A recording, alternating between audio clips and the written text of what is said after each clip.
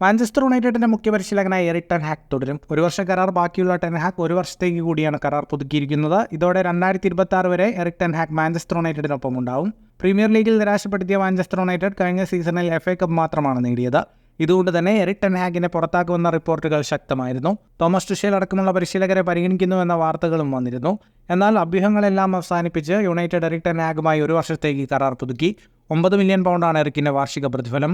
Manchester യുണൈറ്റഡുമായി കരാർ പുതുക്കിയതിലും ക്ലബ്ബിൽ തുടരുന്നതിലും അതിയായ സന്തോഷമെന്ന് എറിക് ടെൻ ഹാഗ് പ്രതികരിച്ചു.